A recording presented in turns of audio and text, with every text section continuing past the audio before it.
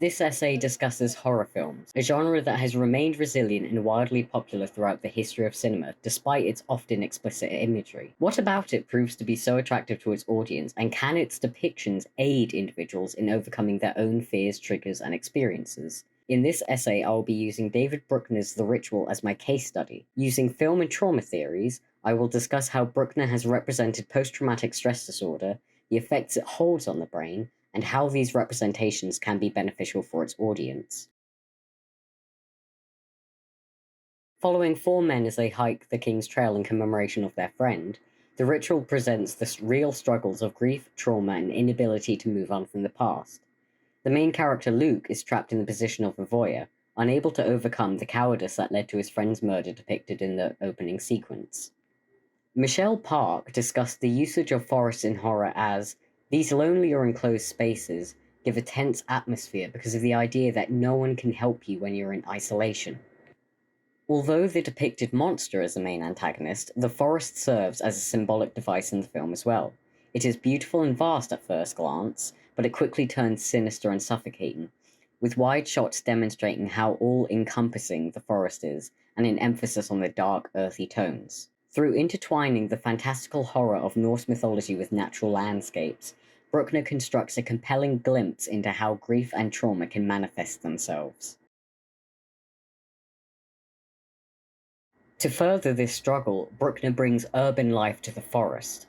During Luke's physical flashbacks, the set is built to intertwine a convenience store with the forest.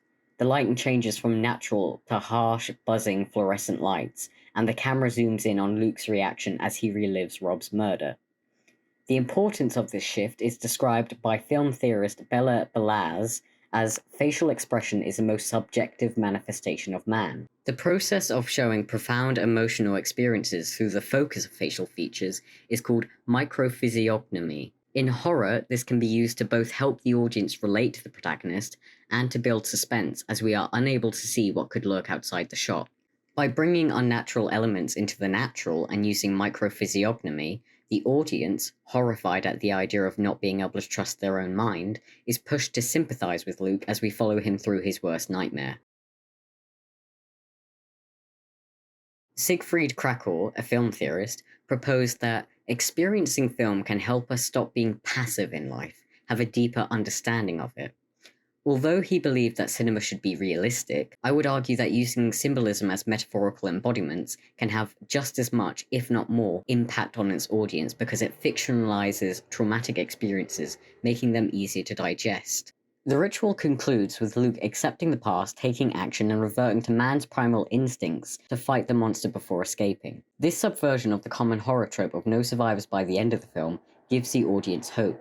Despite the terrifying near-death experience, there is relief. Returning to Krakow's statement, Luke's escape from the forest can inspire the audience to work on their own problems. So we can see how the ritual communicated the psychological battle in an effective and immersive manner that is both entertaining and cathartic to its audience by Bruckner distorting reality and utilizing symbolism in the mise-en scene.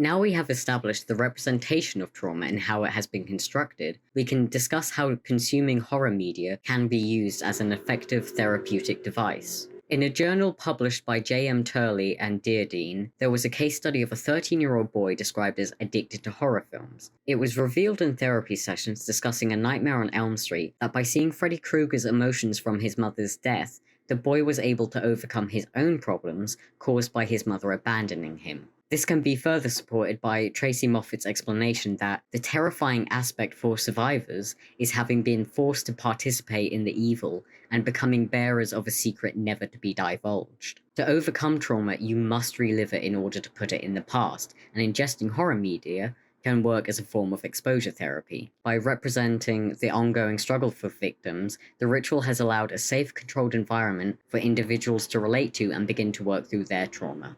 In conclusion, this essay has examined the ritual's use of symbolism and setting to establish and convey the psychological effects of trauma, and how this, in turn, can provoke its audience to face their fears and overcome them.